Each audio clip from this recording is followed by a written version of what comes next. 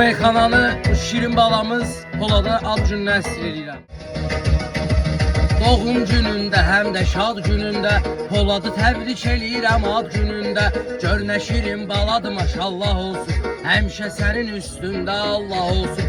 Babasının adını daşıyan oğuldur, bu gün ad günüdür, bu gün doğuldu. Uğur görəsən hər günün səhərində, səni Allah saxlasın nəzərində.